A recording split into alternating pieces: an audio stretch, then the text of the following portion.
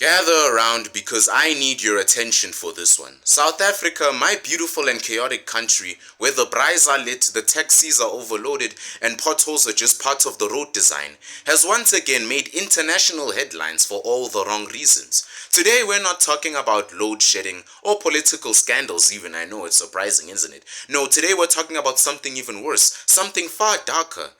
Gender-based violence, and this time it's about Muso Lawrence. If you haven't heard, brace yourself because this isn't just another tabloid headline. This is a harsh reflection of who we have become as a society. Now I will break this down for you, the Summer Sambit style. Unapologetically, brutally honest and straight to the point, and fuck you all if you have a problem with this. And because we're South African, I'll sprinkle in some humor and analogies to help you digest the bitter truth. But don't get it twisted, this isn't some joke, this is a crisis. Muso Lawrence, a man from KwaZulu-Natal, did the unthinkable. After his ex-girlfriend allegedly refused to take him back, he decided the best way to handle rejection was to murder her. And as if that wasn't enough, he went on social media, blood-stained and all, to post a confession video trying to justify his actions just after he killed her. Still bloody. Let's pause for a second. First of all, who in their right mind thinks, hey, I've just committed a horrific crime, I've killed my ex, let me go live on Facebook? What is this, a gender-based violence edition of Big Brother?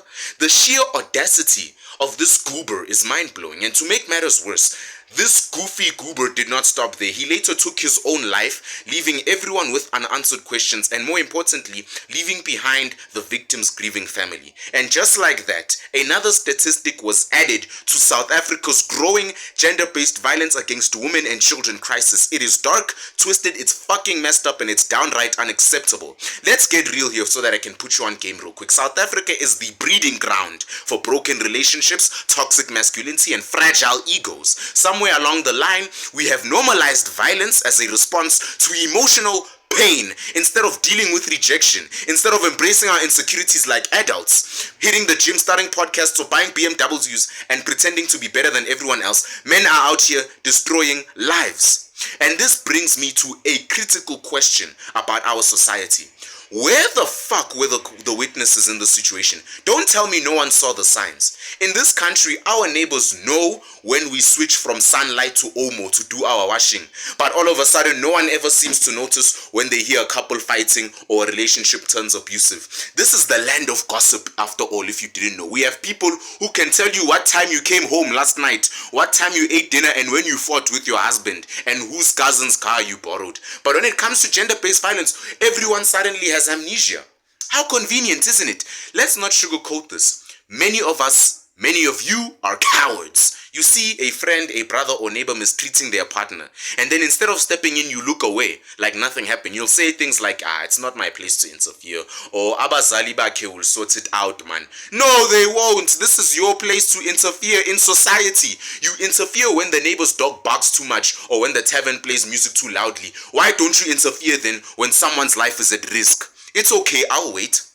Because this is where South Africans need to take a page out of their Stokvel handbook. In a Stokvel, everyone gets involved. Money goes missing, you'll have 5 mamas knocking at your door asking for receipts. The same energy is needed for GBV.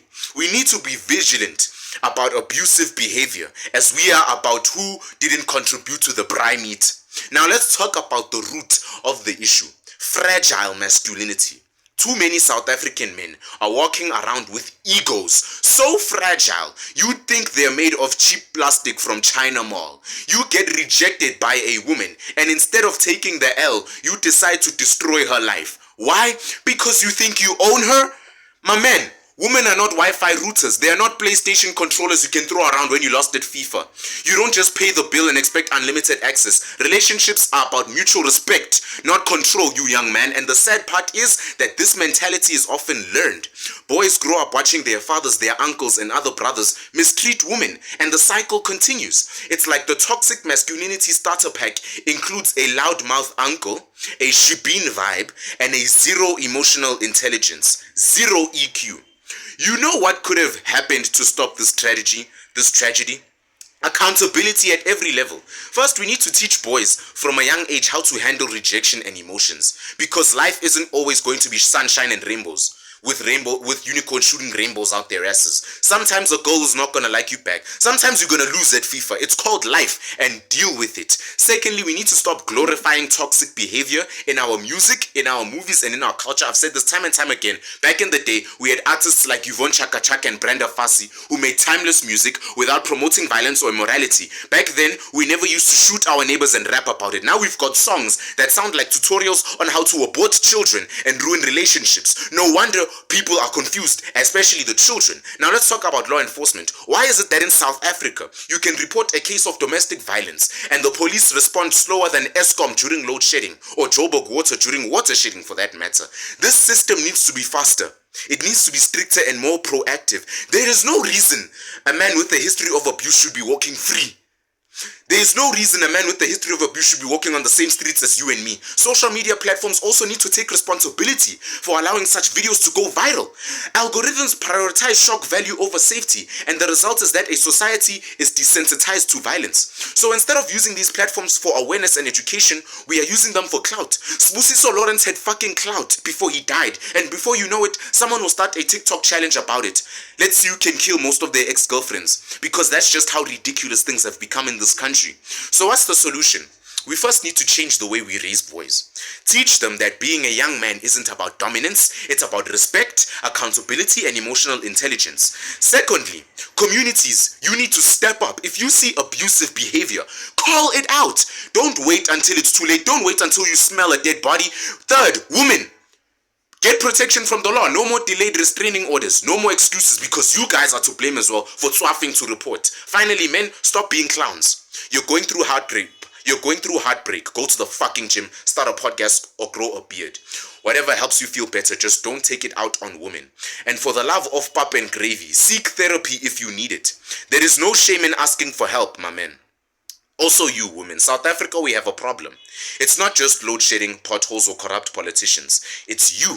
It's your mentality, it's your culture, and it's your unwillingness to change. If you want to see a better future, you need to start today. Let this tragedy be a wake-up call to you. Let it remind you that every life matters in this country and that you have the power to stop this cycle of violence. So the next time you see someone treating a woman badly, like a piece of garbage, you must step in. Next time you hear toxic music glorifying abuse, call it out. And the next time you think of ignoring a cry for help, remember that silence will make you as complicit. South Africa, we can do better. You must do better. And because of that, I want to talk about the silent but deadly force that's poisoning our society. Something no one talks about for some strange reason. Toxic masculinity. It's like load shedding. It's unreliable, it's dangerous, and it's always showing up when you least need it. Except unlike Eskom, this poison doesn't leave you in the dark. It leaves women and children dead. Toxic masculinity in South Africa has become so deeply ingrained that it's practically part of the national culture. It's in the way we raise our boys, the media we consume, and even the jokes we make at family gatherings. I'm telling you, from experience, think about it. How many boys in this country growing up hearing nonsense like indota aikali, a man doesn't cry, or uyindota wena, you must be strong. You're a man, you must be strong. All of that is right. But here's the thing, from a young age, boys are told to suppress their emotions, be as insecure as fuck, bottle their feelings and act tough, even though they're not.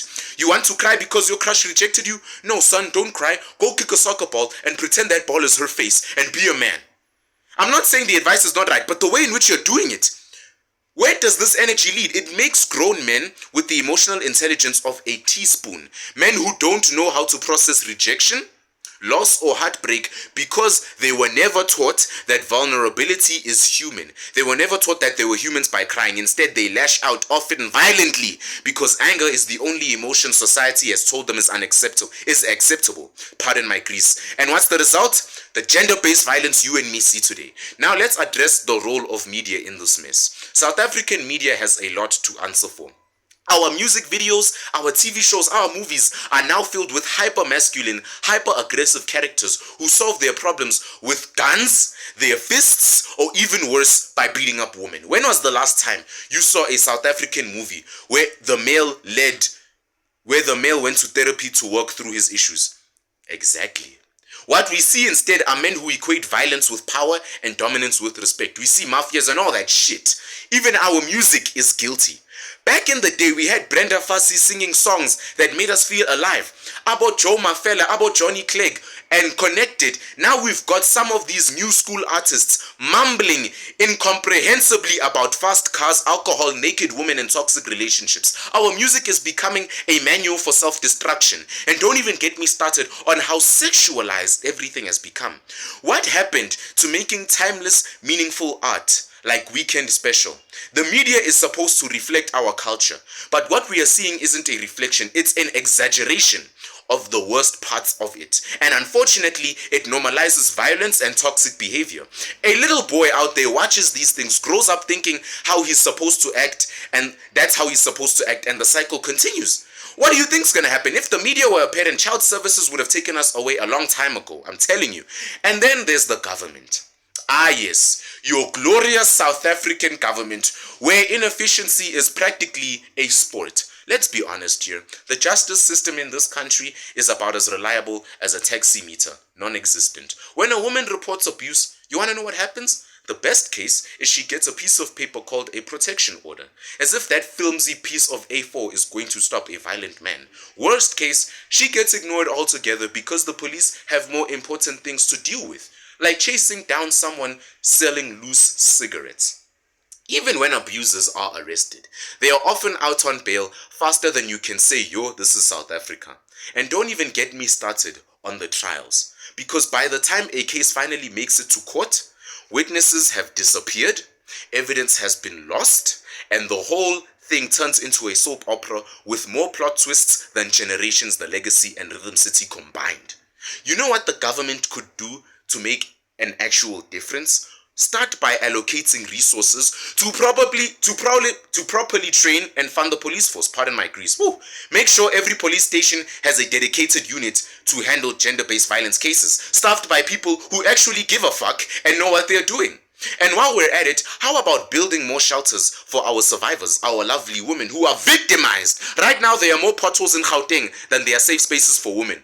Tell me if I'm telling lies. Priorities, people. Now let's turn our attention back to the people who stood by and did absolutely fucking nothing. Because South Africans are great at witnessing drama. Give us a street fight or a public argument, and then we'll perform a circle faster than the rugby team does a scrum. But when it comes to GPV, suddenly we act like we are blind and we all have amnesia. You'll hear neighbors saying things like, yeah, I heard screaming last night, but I didn't want to get involved. Really? You call the cops because someone's bright smoke is drifting into your yard, but not because someone is clearly being beaten down and abused in the house. Let's be real. Our culture of mind your own business is killing us. We need to stop treating GBV as a private issue. It's a public crisis and it requires public action. If you see something, say something.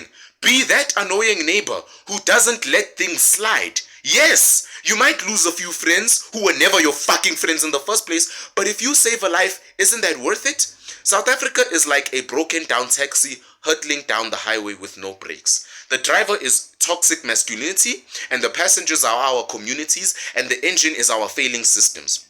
The whole thing is just heading straight for disaster, unless someone steps up and pulls the handbrake. And by someone, I mean all of us. Think of GPV as a fire. You can't just spray water on the flames and call it a day. You need to find the source of the fire, what's fueling it, and deal with it. And most likely where there is smoke, there is fire. Mark my words, because in our case, the fuel is a combination of cultural norm, systematic failures, and individual cowardice. If we don't address these root causes, we'll be stuck in this burning building forever. So what's the solution? Let's break it down Summer Sambit style. Number 1, fix the structure. Stop glorifying toxic behavior. Men, if you're upset, go to the fucking gym, not your partner. And for the love of all things holy, teach your sons that it's okay to cry, to feel, and to be vulnerable, because men have feelings too. Number 2, hold people accountable. If you see abuse happening, I don't want you looking away anymore. Call it out, report it, and then follow up. Don't let the abuser off the hook just because he's a good guy when he's sober, or he's a good guy because he gives you money. 3, demand better systems. You guys are great at protesting. Use that energy to demand a justice system that actually works. Push for stricter laws, better enforcement, and more resources for survivors. Number 4, educate the masses. I said this so many times on my channel. Start at the schools. Teach the children about consent, respect, and emotional intelligence. Not LO, whatever nonsense you teach them. It must be as mandatory as maths. And who knows, we might actually raise a generation of men who aren't emotional toddlers if you just follow what I say. South Africa, we've reached a crossroad. We can either keep ignoring the problem, pretending it doesn't affect us, or you can step up and be the change you want to see. The choice is yours, but the clock is ticking. And every day we wait, another life is lost, another family is destroyed, another woman is assaulted, and another tragedy becomes just another headline. Another PDF file walks the streets. This isn't just about Muso Lawrence or his victim. This is about all of us. It's about the kind of society we want to live in and the legacy we want to leave behind. So stop making excuses, stop pointing fingers, and start taking action. Because if you don't, you want to know what's going to happen? The next headline could be about someone you know, someone you love, or even you. And by then, it'll be too late. So long!